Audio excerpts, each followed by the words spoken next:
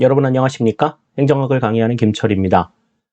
하재누리 행정학의 9급 공무원 기출문제풀이 합격을 부탁해 14번째 시간입니다. 이제 우리가 이 시간을 이제 마무리하게 되면 이제 인사행정론이 전부 다 마감이 되게 됩니다. 그래서 이제 4번째 장까지 전부 다 살펴보게 되는데 인사행정론 이제 지나가고 재무행정론까지가 이제 실무적인 내용이라고 늘 말씀을 드리죠. 그렇기 때문에 법령에 대한 부분들이라든지 이론에 대한 부분이라든지 여기에 대한 이해가 상당히 조금 있어야 한다라고 하는 걸 누차 강조를 드리고 있습니다. 그런 측면에서 같이 내용들을 좀 꼼꼼하게 살펴주십사 계속해서 당부를 좀 드릴게요. 이 시간에는 우리가 196번 문제부터 시작해서 인사행정론이 마무리가 되는 211번 문제까지 같이 살펴보도록 하겠습니다. 그러면 196번 문제부터 살펴보도록 하시죠. 문제 보겠습니다. 계급제의 장점에 대한 설명으로 옳지 않은 것은 그랬습니다. 계급제와 직위분류제의 차이점에 대해서는 계속해서 강조를 드리고 있죠. 거기에 대한 차이점이나 이런 것들 각각에 좀 비교해야 된다라고 말씀을 드렸는데, 자, 1번부터 봅니다. 공무원의 신분 안정과 직업 공무원제 확립에 기여한다. 그렇죠. 신분 안정이나 직업 공무원제 확립을 위해서는 이 계급제 상당히 좀 기여하는 바가 많다. 아무래도 좀 신축적으로 인사행정을 운영할 수 있다는 점들이 가장 크게 작용할 수 있다고 볼 수가 있죠. 다음 2번. 인력 활용의 신축성과 융통성이 높다. 같은 맥락에서 생각을 할 수 있을 것 같습니다. 다음 3번. 정치적 중립 확보를 통해 행정의 전문성을 제고할 수 있다. 그런데 요 내용은 이제 계급제보다는 직위분류제에 해당이 되는 내용이죠. 계급제 같은 경우에는 이제 그 사람을 뽑는 그러한 성향들을 가지고 있고 또 역관주의하고도 조금 이렇게 좀 맥이 좀 같은 부분들이기 때문에 정치적 중립이나 이런 것들을 확보하기는 애당초 어렵고, 직위분류제는 그 일에 대해서 사람을 뽑은 거기 때문에 정치적 중립이나 이런 것들을 지키기가 상당히 좀 쉽다. 행정의 전문성을 제고할 수는 있지만 이제 관리자의 통제가 상대적으로 좀 어렵다라고 하는 것이 또 특징이라고 생각을 할 수가 있겠어요. 자, 다음 4번. 단체 정신이나 조직에 대한 충성심 확보에 유리하다. 그랬는데 이제 하나로 똘똘 뭉쳐서 이제 그들만의 리그를 만드는 그러한 성향들이 있기 때문에 단체 정신이나 조직에 대한 충성심 확보에 유리하다, 이렇게 볼 수가 있겠죠. 따라서 196번에는 정답이 3번이 정답이 되는 걸 우리가 확인을 해 볼 수 있겠습니다. 계급제와 직위분류제에 대한 구분은 앞에서도 얘기 드립니다만 계속해서 강조되고 있는 내용이니만큼 여러분들이 잘 정리해 두시기를 당부를 드릴게요. 이제는 그와 관련된 문제가 나왔다라고 하면 어렵지 않게 답을 좀 찾으실 수 있으리라는 생각도 듭니다. 자, 이제 그러면 우리가 197번 문제 한번 살펴보도록 할게요. 네, 문제 보겠습니다. 전략적 인적 자원 관리에 대한 설명으로 옳지 않은 것은 그랬습니다. 이 인적 자원 관리라고 하는 말은 사실 경영학에서 많이 사용하는 말인데 이제 행정에서도 조금 도입이 돼 있는 상황이죠. 그러니까 전략적 인적 자원 관리라고 하는 건 좀 긴 안목에서, 장기적인 안목에서 인적 자원들을, 인사를 어떻게 해야 될 것이냐, 요거를 이제 생각하고 있는 부분이라고 볼 수가 있겠습니다. 자, 그러면 1번부터 보시죠. 장기적이며 목표 성과 중심적으로 인적 자원을 관리한다. 요거는 맞는 이야기가 되겠죠. 아까도 말씀드렸다시피 전략적 인사관, 전략이라고 하는 건 장기적인 그러한 내용들을 담고 있다라고 하는 건 강조를 드린 바가 있습니다. 다음 2번.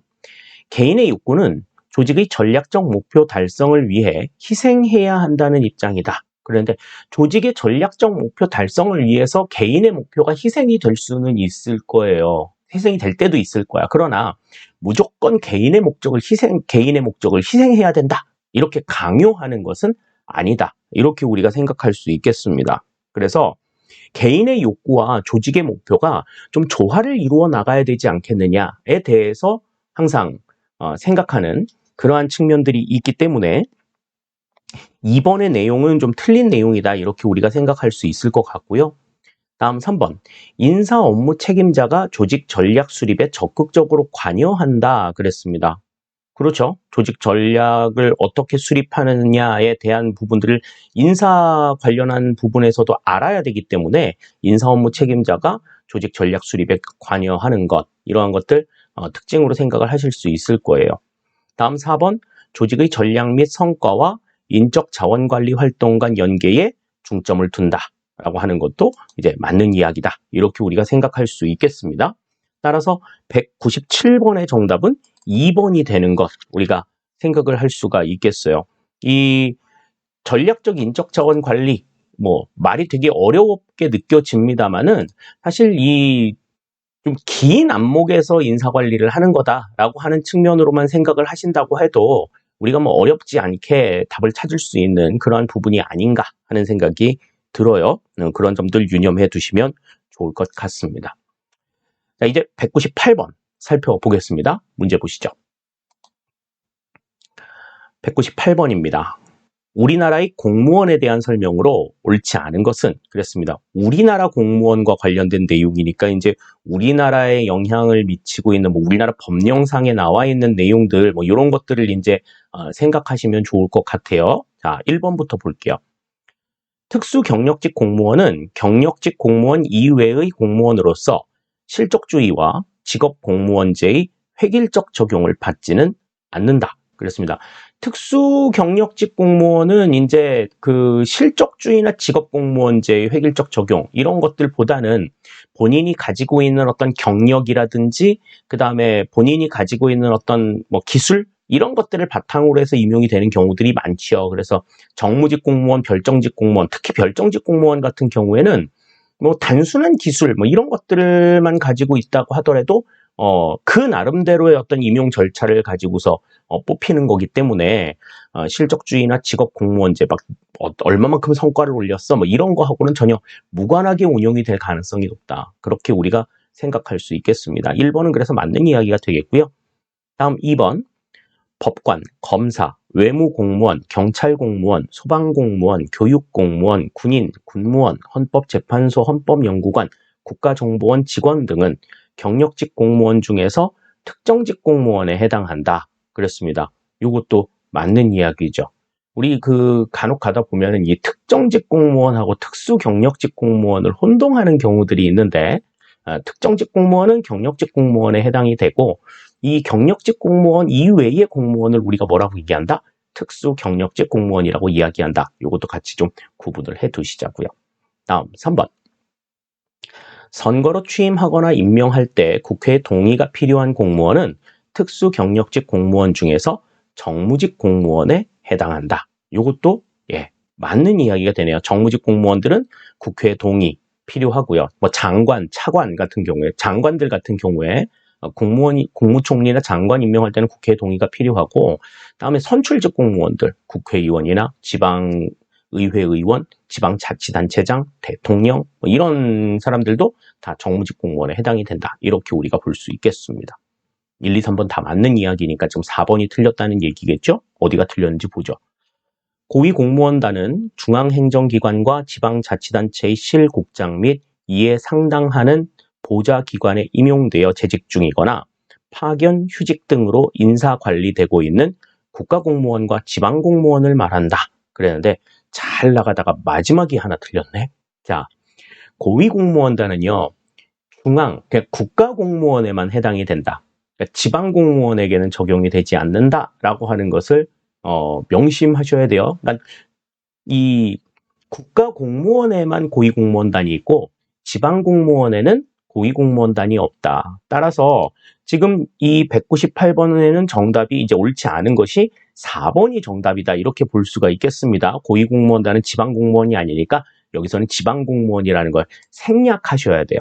다만 우리가 이제 기억해 두셔야 될 것이 지방공무원이 고위공무원단이 없는 거지 지방자치단체에서 근무하는 공무원은 또 다르다.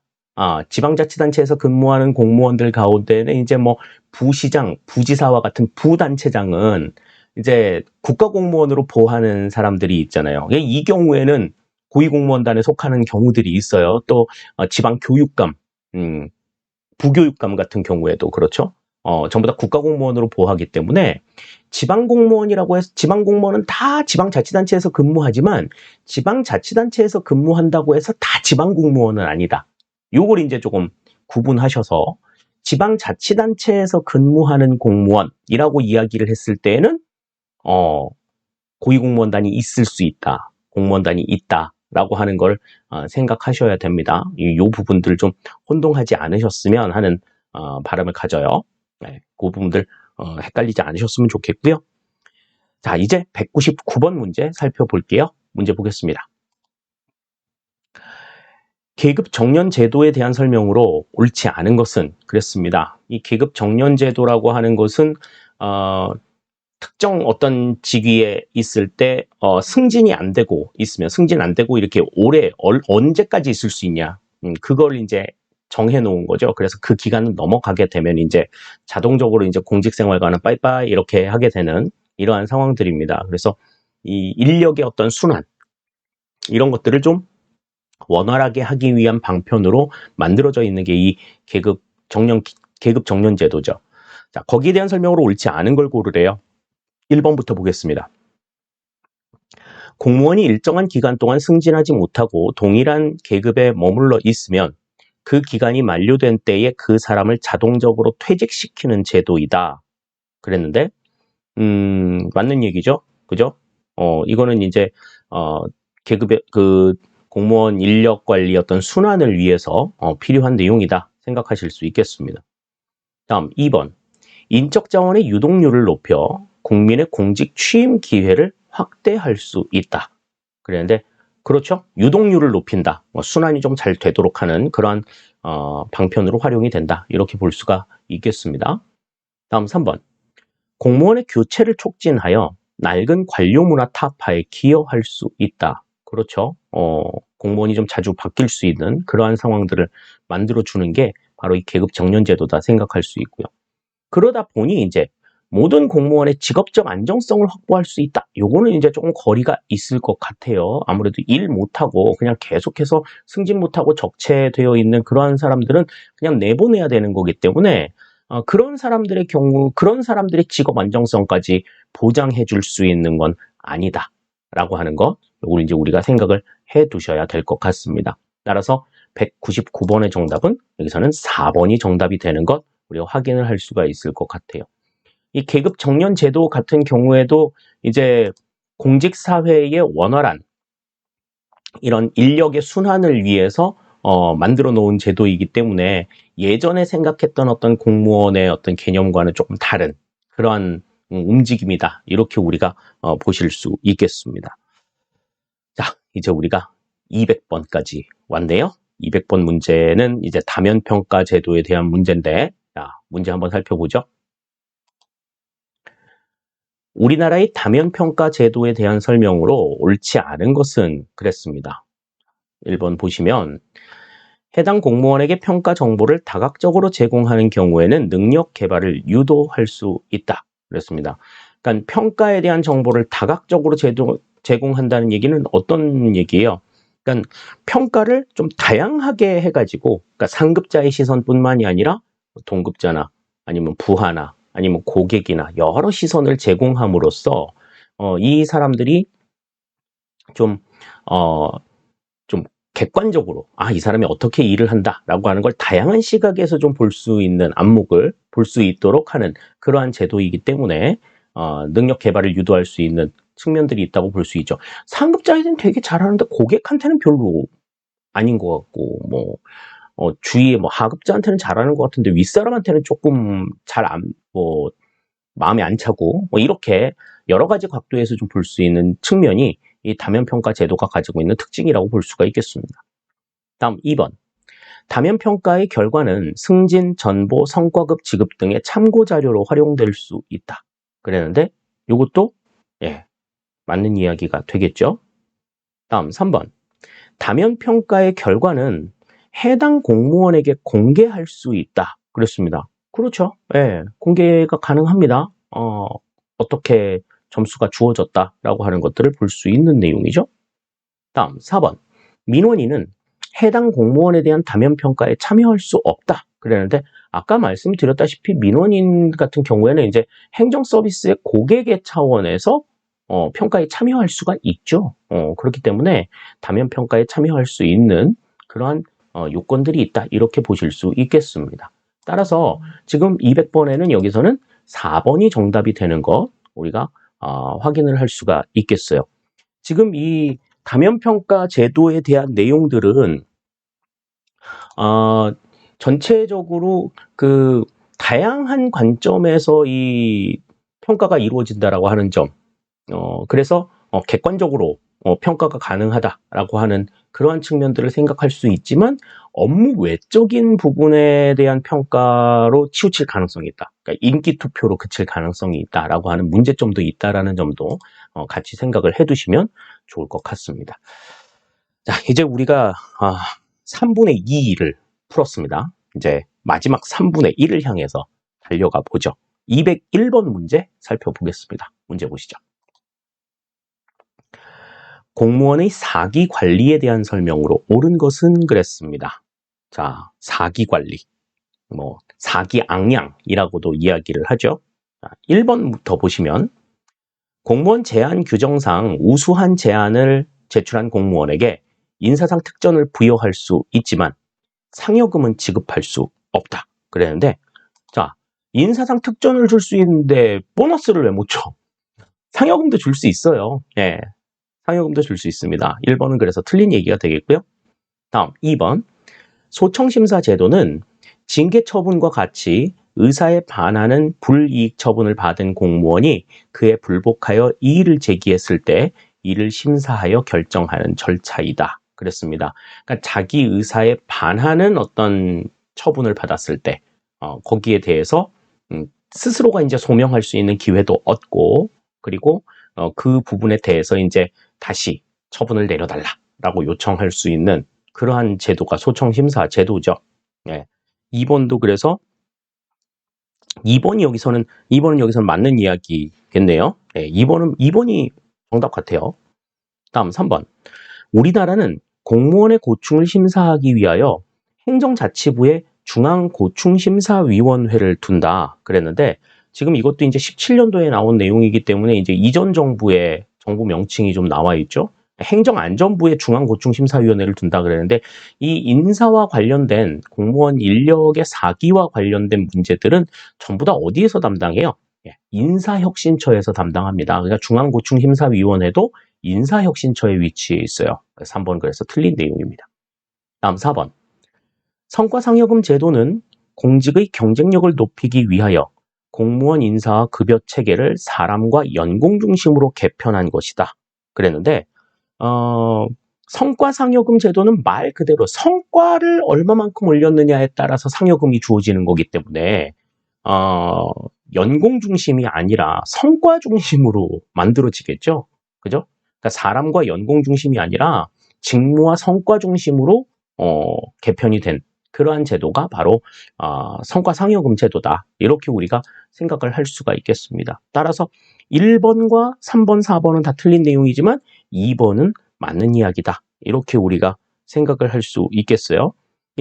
그 사기 관리라고 하는 부분들은 교재들에 따라서 다르게 나와 있습니다. 사기 앙양, 사기를 높이는 것만 생각하기가 상당히 쉬워요. 그런데 사기 관리라고 하는 지나치게 사기가 높아 있는 것도 좀 컨트롤을 할 필요도 있거든요.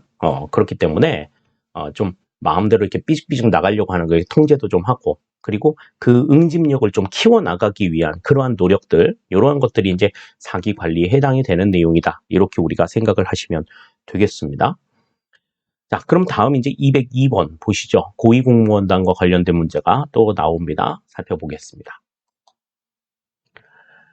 공무원 보수 규정상 고위공무원단 소속 공무원에 적용되는 직무 성과급적 연봉제에 대한 설명으로 옳지 않은 것은 그랬습니다. 딱 앞에만 봤을 때는 고위공무원단 문제인지 알았는데 이제 직무 성과급에 대한 문제죠. 자, 옳지 않은 걸 고르래요. 1번부터 봅니다. 고위공무원단에 속하는 모든 공무원에 대하여 적용한다. 그랬는데 얼핏 보면 맞아 보이지만 이 고위공무원단 가운데에서도 이 직무성과급제를 적용받지 못하는 공무원들이 있어요. 그래서 일단 별정직 공무원이 해당이 안 됩니다. 그 대통령 경호처 직원 중에서 고위공무원단에 속하는 별정직 직원은 직무성과급제에 적용을 받지 않는다. 그러니까 모든 공무원에 대해서 적용한다라고 이야기한 게 맞는 이야기가 아닌 거죠. 1번이 그래서 틀린 내용인 것 같아요. 그 다음 2번. 기본 연봉은 기준급과 직무급으로 구성된다. 맞는 이야기고. 다음 3번. 기준급은 개인의 경력 및 누적 성과를 반영하여 책정된다. 이것도 맞는 얘기고. 4번. 직무급은 직무의 곤란성 및 책임의 정도를 반영하여 직무 등급에 따라 책정된다. 이것도 맞는 이야기가 되겠습니다. 따라서 202번에는 정답이 1번이 되는 것 우리가 확인을 할 수 있을 것 같습니다. 이 직무성과급과 관련된 내용들에 대해서는 그렇게 많이 강조가 되지 않았었거든요. 그렇기 때문에 여러분들이 그 직무성과급제에 해당이 되지 않는 사람들이 누군지 이 기회에 우리가 같이 좀 확인을 좀 해보시면 좋을 것 같습니다. 17년도에 나온 문제인데 17년도에 나온 문제 가운데서도 조금 어려운 축에 속하는 문제였어요. 그러니까 그런 부분들 유념해서 잘 생각해 보도록 하시자고요. 자, 이제 203번 문제 같이 살펴보도록 하겠습니다. 문제 보시죠. 정무직 공무원과 직업 관료 간의 일반적인 성향 차이에 대한 내용으로 옳지 않은 것은 그랬습니다. 그러니까 정무직 공무원 그러면은 이제 평생 하는 건 아니죠. 그죠? 뭐 한 2년 해도 되게 오래 했다고 이야기합니다. 장관들 같은 경우에. 그렇죠. 대통령 같은 경우에는 뭐 5년마다 바뀌는 거니까. 국회의원도 4년마다 바뀌고. 그런데 이제 이 일반 직업 관료들은 평생 하는 거잖아요. 그러니까 잠깐 있다 가는 사람들하고 계속 뼈를 묻고 일하는 사람들하고 아무래도 인식의 차이가 있을 수밖에 없다라는 거지. 자, 그러면 거기에 대한 설명으로 성향 차이에 대한 내용으로 옳지 않은 걸 골라보랍니다. 1번부터 보죠. 정무직 공무원은 재임 기간이 짧기 때문에 정책의 필요성이나 성패를 단기적으로 바라보지만 직업 관료는 신분 보장이 되어 있기 때문에 장기적으로 바라보는 경향이 있다. 그렇죠. 그러니까 단기적으로 성과를 내야 돼. 이 정무직 공무원은. 그런데 직업 관료들은 그럴 필요가 없잖아요. 어차피 계속 할 거니까. 뭐 언제 해도 되기만 하면 되지. 뭐 이렇게 생각할 수도 있는 거죠. 다음 2번. 정무직 공무원은 행정 수반의 정책 비전에 따른 변화를 추구하고 직업 관료는 제도적 건전성을 통한 중립적 공공봉사를 중시한다. 그렇죠. 그러니까 정무직 공무원은 당장 임명권자인 대통령한테 조금 예뻐 보여야 돼. 그런데 이제 직업 공무원들 같은 경우에는 그렇지 않죠. 좀 안정적으로 운영이 될 수 있는 이런 게 중요하지. 막 이렇게 막 어수선하고 막 이런 거 별로 좋아하지 않아요. 이 사람들은 계속 있을 거기 때문에. 그렇기 때문에 2번도 맞는 이야기가 되겠습니다. 다음 3번. 정무직 공무원은 직업적 전문성에 따라 정책 문제를 바라보고 직업 관료는 정치적 이념에 따라 정책 문제를 정의한다. 그랬는데 이 직업적 전문성에 따라서 정책 문제를 바라보는 건 아무래도 직업 관료가 되겠죠. 그죠? 정치적 이념에 따라서 정책 문제를 정의하는 건 정무직 공무원의 입장이 되겠습니다. 따라서 지금 3번의 내용은 직업적 전문성과 정치적 이념, 요게 이제 위치가 좀 바뀌어 있어야 될 것 같아요. 정무직 공무원과 직업 관료에 대한 설명이 반대로 지금 나와 있다. 이렇게 우리가 보시면 되겠습니다. 다음 4번. 정책 대안을 평가할 때 정무직 공무원은 조직 내부의 이익보다 정치적 반응에 더 큰 비중을 두고 직업 관료는 본인이 소속된 기관의 이익을 중시하는 경향이 있다. 그랬는데 그렇죠. 아무래도 직업 할거주의 같은 경우에 직업 관료에게 훨씬 더 많이 나타나는 그러한 성향이라고 볼 수가 있을 거예요. 따라서 지금 4번도 지금 이제 맞는 이야기가 되기 때문에 정답은 여기서는 3번이 정답이 되는 것 우리가 확인을 할 수가 있겠습니다. 그러니까 정무직 공무원 그리고 직업 관료 전부 다 공무원들이기는 하지만 재임 기간이나 이런 것들을 놓고 봤을 땐 직업 관료는 계속 있을 사람들이고 정부직 공무원들은 그냥 잠깐 있다가 가는 사람들이기 때문에 어떤 책임성이나 이런 것들을 물어본다라고 하는 것도 그렇게 바람직한 맞는 일이라고 보기는 조금 어렵죠. 그 사람들한테 그런 걸 기대하기가 어렵다라는 이야기예요.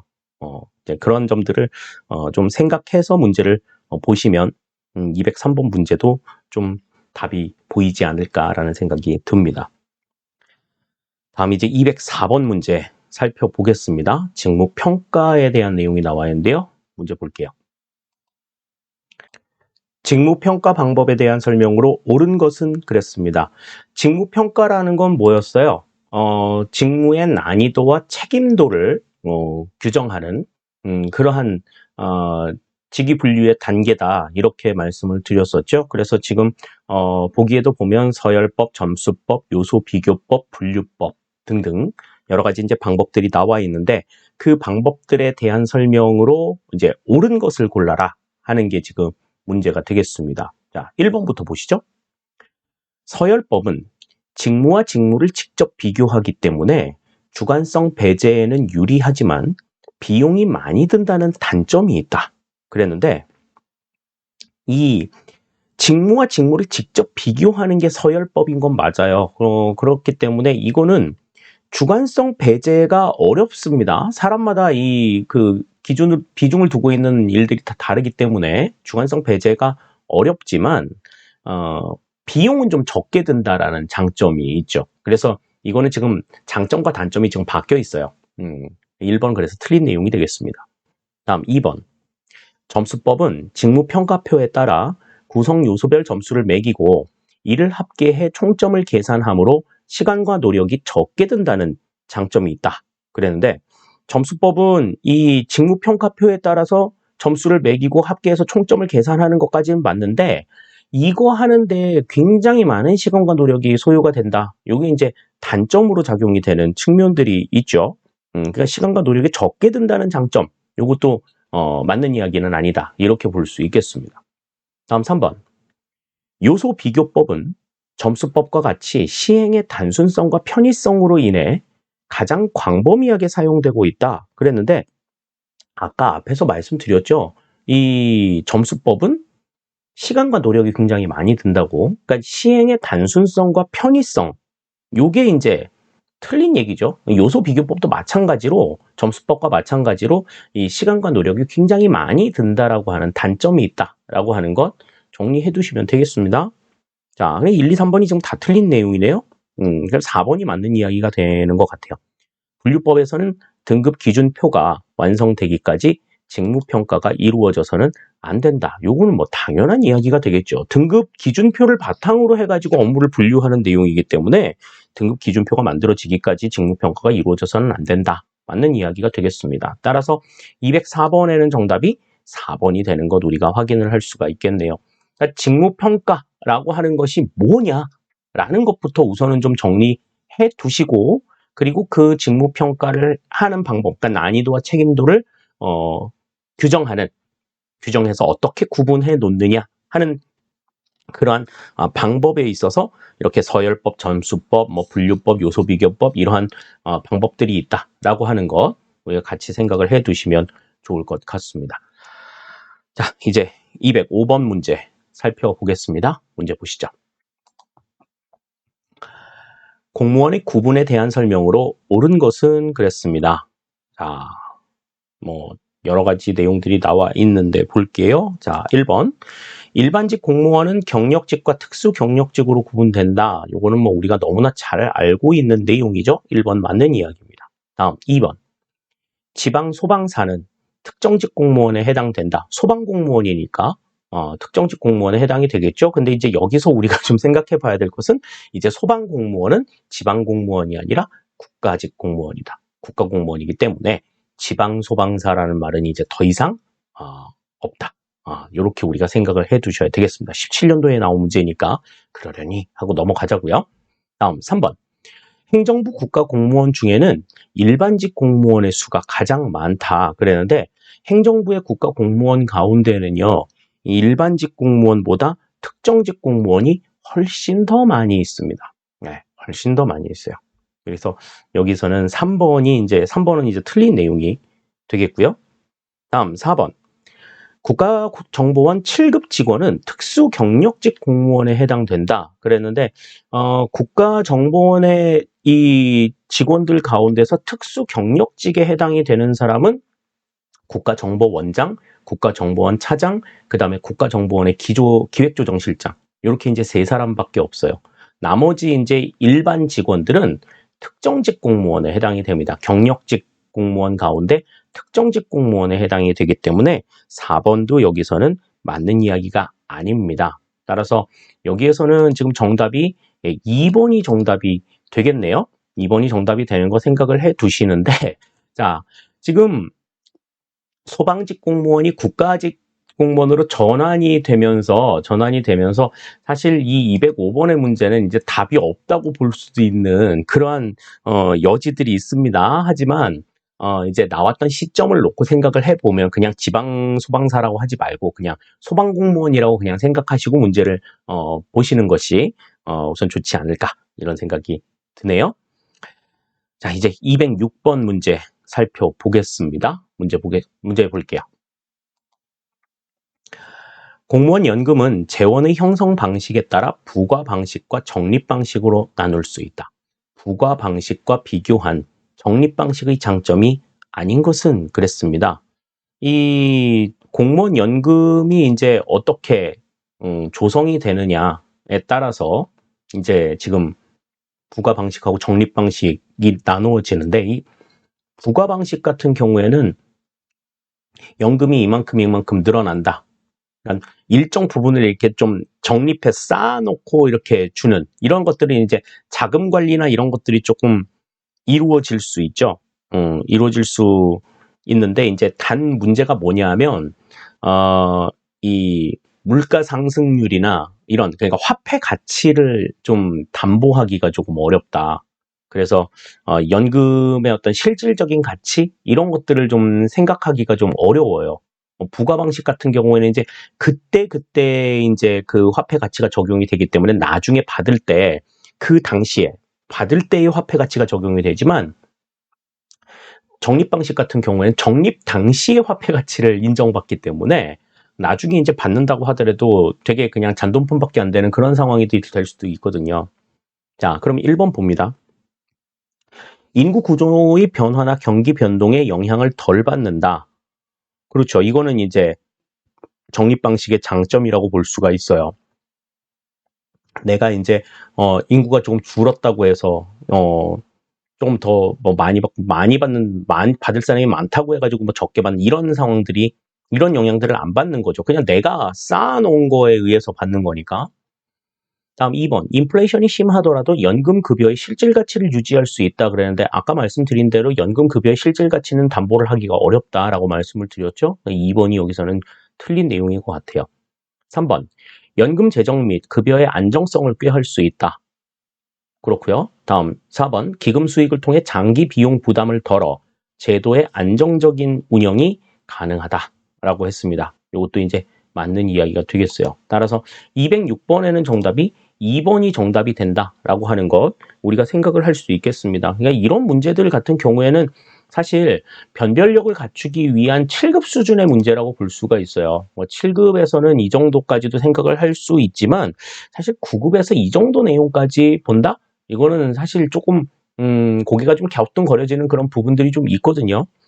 그러니까 이런 부분들은 우리가 그냥 참고적으로 이렇대라는 정도로만 알아두실 필요가 있을 것 같고 막 이런 거 못 맞췄다고 막 머리 싸매고 막 이러지는 않으셨으면 하는 생각이 좀 듭니다.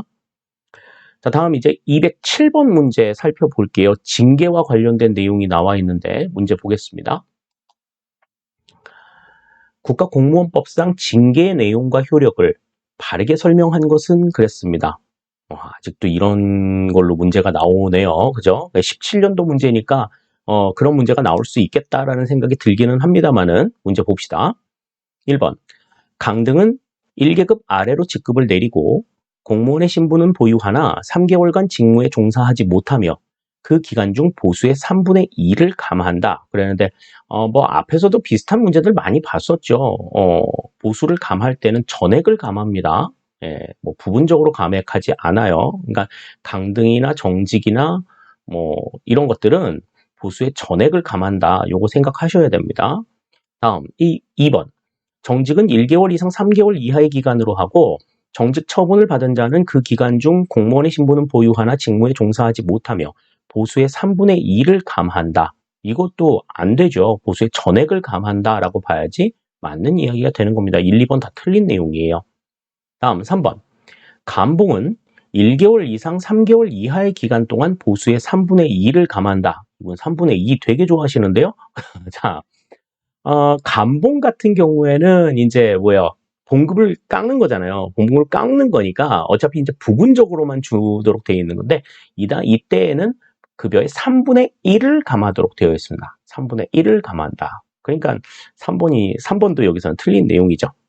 다음 4번. 파면 처분을 받은 때부터 5년이 지나지 아니하면 공무원으로 임용될 수 없다. 이건 이제 공무원의 결격 사유에 해당이 되죠. 그래서 해임 처분을 받은 공무원은 3년, 해임 처분을 받고 나서 3년이 지나지 않으면 공무원으로 재임용이 안 되고 파면 처분을 받고 나서 5년이 지나지 않으면 공무원으로 재임용이 불가능하다. 이것을 우리가 같이 한번 생각해 두시면 되겠습니다. 따라서 207번에는 정답이 4번이 된다. 이렇게 우리가 생각을 하실 수 있겠어요. 이 징계와 관련돼서는 누차 말씀드렸어요. 일단 국가공무원법상의 징계는 6개가 있고 전부 다 2글자밖에 없다. 그죠? 견책, 감봉, 정직, 강등, 해임, 파면 이렇게 6가지가 있다. 그렇게 이제 말씀을 드렸고요. 그리고 감봉은 3분의 1 부분적으로 감하지만 나머지는 전부 다 어떻게 된다? 보수를 전액 감한다. 3분의 2를 감하는 거는 없다. 옛날 법에는 있었지만 바뀐 법에는 존재하지 않는다. 요거 몇 번이고 강조 드렸으니까 잊지 말고 기억해 두시기를 바랍니다. 아시겠죠? 자, 이제 208번 문제 살펴보도록 하겠습니다. 문제 보시죠. 근무성적 평가제에 대한 설명 중 가장 옳은 것은 그랬습니다. 근무성적 평정에 있어서 근무성적 평가에 대한 내용을 지금 이야기하고 있는데 1번 4급 이상 공무원을 대상으로 한다 그랬습니다. 자, 4급 이상 공무원에게는 성과 계약 등 평가가 이루어지죠. 근무성적 평가는 5급 이하의 공무원들에게만 적용이 된다. 우리가 이렇게 생각할 수 있겠습니다. 1번은 그래서 틀린 내용이 되겠고요.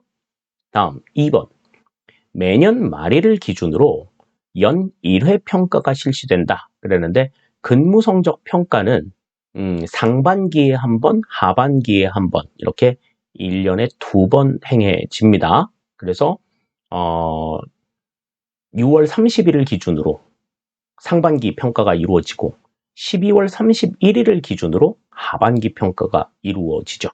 2번도 틀린 내용이 됩니다. 다음 3번. 평가 단위는 소속 장관이 정할 수 있다. 그렇죠. 그 부처 내에 어떻게 평가를 할 것인지 그것을 정하는 것은 소속 장관의 몫이다. 3번은 맞는 이야기가 되겠고요. 다음 4번. 공정한 평가를 위해 평가자와 피평가자의 사전 협의가 금지된다. 그러는데 금지가 되는 건 아니에요. 금지가 되는 건 아니고 이 사람들이 이러한 성과를 내는 데 있어서 어떠한 과정들을 거쳤는지에 대한 성과 면담이라고 하는 게 진행이 됩니다. 그러니까 쉽게 말해서 점수를 어떻게 하자 이런 게 아니라 이제 성과를 내는 그 기간 중에 있었던 여러 가지 사정들, 어떤 측면들이 있어가지고 성과가 좀 잘 나왔어요. 어떤 문제들 때문에 성과를 내지 못했습니다. 이런 그런 어떤 전후적인 맥락들을 좀 파악하기 위한 성과 면담은 실시가 되기 때문에 사전 협의가 금지된다라고 이야기하는 것은 요거는 맞는 이야기라고 보기는 조금 힘듭니다. 따라서 지금 여기에서는 옳은 것을 골라라 그랬으니까 3번이 정답이 되는 걸 우리가 확인을 할 수가 있어요. 그러니까 근무성적 평정 제도는 성과 계약 등 평가와 근무성적 평가로 구분이 된다. 근무 성적 평가는 5급 이하의 공무원들에게 해당이 되는 내용이다 라고 하는 것 잘 기억을 해 두시면 좋겠습니다. 네, 이제 우리 209번 문제 넘어가 볼게요. 문제 보겠습니다. 중앙인사기관에 대한 설명으로 가장 옳지 않은 것은 그랬습니다. 중앙인사관장기관, 행정부에 있어서는 인사혁신처가 있고, 또 입법부에는 국회 사무총장, 그 다음에 사법부에는 법원 행정처장 등등등등 여러 가지가 이제 있었는데, 자, 그 중앙인사기관, 우리나라에서 이제 그냥 대표적으로 그냥 우리나라 행정부에서는 그냥 인사혁신처를 우리가 이제 이야기하는데요. 거기에 대한 설명으로 옳지 않은 걸 고르래요. 1번 봅니다. 우리나라의 중앙인사위원회는 합의제 중앙인사기관으로 1999년부터 2008년까지 존속했다. 네, 요거는 맞는 이야기입니다. 이명박 정부가 들어서면서부터 이제 이 중앙인사위원회라는 게 없어졌죠. 다음 2번. 미국의 연방인사위원회가 독립형 합의제 중앙인사기관의 대표적인 예이다. 그렇습니다. 네. 그러니까 우리나라 같은 경우에는 합의제 기관은 아니죠.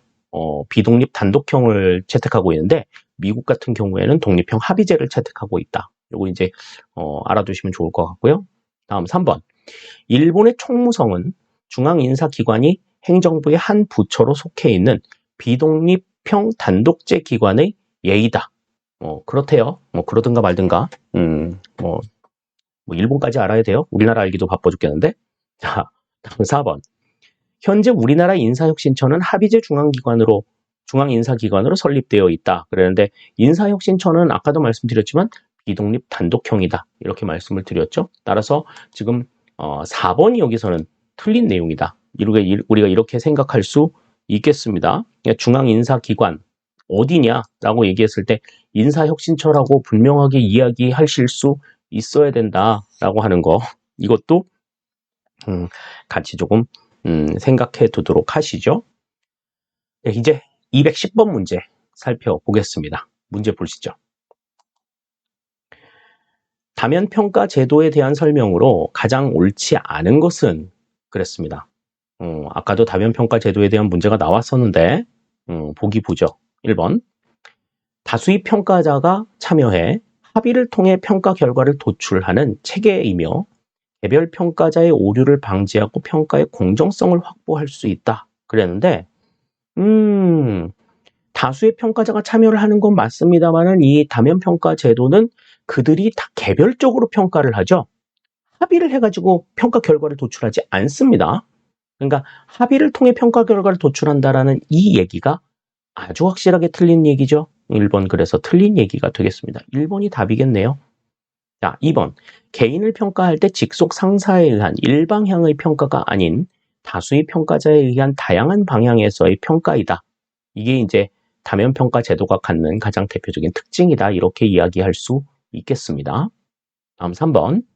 조직 구성원들에게 조직 내외의 모든 사람과 원활한 인간관계를 증진시키려는 강한 동기를 부여함으로써 업무 수행의 효율성을 제고할 수 있다. 이것도 이제 다면평가 제도가 갖는 긍정적인 측면이라고 볼 수가 있겠죠. 다음 4번. 능력보다는 인간관계에 따른 친밀도로 평가가 이루어져 상급자가 업무 추진보다는 부하의 눈치를 의식하는 행정이 이루어질 가능성이 높다. 이게 이제 다면평가 제도가 가지고 있는 단점이다. 이렇게 우리가 생각하실 수 있겠습니다. 따라서 210번의 정답은 여기서는 1번이 틀린 얘기다. 다면평가 제도 많은 사람들이 평가하지만 그 평가가 합의에 의해서 이루어지는 건 아니다라고 하는 것 분명하게 여러분들 생각을 해 두시면 좋을 것 같습니다. 네, 이제 211번 문제 살펴보시죠. 예, 인사행정론의 마지막 문제가 되겠습니다. 인사행정제도에 대한 다음 설명 중 가장 옳은 것은 그랬습니다. 1번부터 볼까요? 직업공무원제는 장기 근무를 장려하고 행정의 계속성과 일관성을 유지하는 데 긍정적인 제도로 개방형 인사제도 및 전문 행정가주의에 입각하고 있다. 그랬는데 직업공무원제가 이제 장기 근무를 장려하고 계속성과 일관성을 유지한다 이것까지는 다 맞는데 개방형 인사제도나 전문행정가주의는요, 이거는 직업의 안정성을 좀 떨어뜨리는 문제가 있다고 말씀을 드렸잖아요. 그렇기 때문에 직업공무원제에서 채택을 하지 않습니다. 1번 그래서 틀린 얘기예요. 2번, 여권주의는 정당의 충성도와 공헌도를 임용 기준으로 삼는 인사행정제도로 행정의 민주화에 공헌한다는 장점이 있다. 요거는 누차 강조를 드렸었죠. 특히 역관주의가 행정의 민주화에 어떻게 공헌하냐, 이거 이해가 안 된다, 이렇게 생각하시는 분들 굉장히 많이 있었는데 왜 그런지 설명도 드렸었어요. 그러니까 어떠한 상황에 있든지 정당이나 왕에 충성만 하면 누구나 관료가 될 수 있다 라고 하는 그러한 입장이기 때문에 별다른 어떤 능력이 없어도 다 될 수 있다. 이렇기 때문에 행정의 민주화에 공헌한다는 장점이 있다. 이렇게 우리가 생각할 수 있는 겁니다. 다음 3번. 실적주의는 개인의 능력이나 자격, 적성에 기초한 실적을 임용 기준으로 삼는 인사행정 제도로 정치 지도자들의 행정 통솔력을 강화시키는 데 기여한다. 그랬는데 실적주의는 이제 개인이 가지고 있는 능력, 내가 가지고 있는 적성, 뭐 자격 이런 것들을 가지고서 임용이 되는 제도죠. 그렇기 때문에 굳이 통솔자에게 충성할 필요도 없고 잘 보일 필요도 없는 이러한 입장들이 있잖아요. 그래서 통솔자들의 입장에서는 말을 잘 안 들어. 충성을 안 해. 왜 내가 그래야 돼요? 뭐 이렇게 덤비는 애들이 이제 있는 거죠. 아주 골치 아프단 말이지. 그래서 정치 지도자들의 행정 통솔력은 상대적으로 약화가 되는 측면들이 있다. 3번은 틀린 얘기예요. 자, 다음 4번. 대표 관료제는 전체 국민에 대한 정부의 대응성을 향상시키고 실적주의를 강화하여 행정의 능률성을 향상시키는 장점이 있다. 그랬는데, 자, 일단 대표 관료제 자체는 전체 국민에 대한 정부의 대응성을 향상시키는 거는 맞아요. 그런데 실적주의의 폐단을 극복하기 위해서 제시가 된 제도인데 실적주의를 강화시키겠어? 실적주의 강화시키지 않아요. 다음에 이제 역차별의 문제가 있다 그래서 역량이 좀 부족한 사람들이 들어갈 수도 있다고 얘기했잖아요. 그렇기 때문에 행정의 능률성 또한 향상시킨다기보다는 행정의 능률성을 조금 저하시키는 비능률을 초래하는 단점이 있다라고 하는 걸 우리가 생각할 필요가 있겠습니다. 자, 그래서 4번도 틀린 내용이 되겠어요. 그래서 211번의 정답은 여기서는 2번이 정답이 되는 것 우리가 확인을 할 수가 있겠습니다. 그러니까 지금 이 인사행정과 관련된 제도 그러면 직업공무원제, 그다음 엽관제와 실적주의, 그다음에 더 나아가서 계급제와 직위분류제 이 5개의 개념만큼은 좀 기본적으로 확실하게 우리가 좀 익혀두고 좀 넘어가자라고 하는 것 다시 한번 강조를 좀 드릴게요. 네, 이렇게 해서 이제 우리가 파란만장했던 인사행정론의 내용들을 모두 다 살펴봤습니다. 이제 문제도 이제 210문제, 210문제 정도 풀었으니까 이제 남아있는 문제가 이제 90문제 정도, 이제 90문제 조금 안 되게 지금 남아있는데요. 그 문제들이 이제 재무행정론, 행정환류론, 그 다음에 지방행정론 이렇게 이제 구성이 되게 됩니다. 그동안 이제 앞에 지나간 부분들에 대해서 어떻게 여러분들이 정리하고 계시는지는 모르겠습니다만은 이 내용들을 전체적으로 정리하시면서 그 내용에 대한 이해나 이런 것들도 좀 확립해 나가시는 게 필요해요. 아직까지 내용 정리가 좀 잘 안 돼 있다라고 하시는 분들, 그런 분들이 있으리라고 믿지는 않겠습니다만은, 올해 시험을 보시는 분들이 그런 사람들이 있을 거라고 믿지는 않겠지만, 만약에 이제 그 내용이 조금 부족하다라고 생각이 된다면, 문제를 보고 그 문제가 그 교재에서 어디에 나와 있는지, 이런 것들을 좀 분명하게 정리해 두시라 하는 것들을 강조를 드리겠습니다. 자, 합격을 부탁해 14번째 시간 여기서 이제 모두 마무리를 짓도록 할게요. 저는 이제 다음 시간에 재무행정론을 통해서 다시 여러분들과 만나도록 하겠습니다. 끝까지 최선을 다하는 모습 잃지 않기를 당부를 드릴게요. 감사합니다.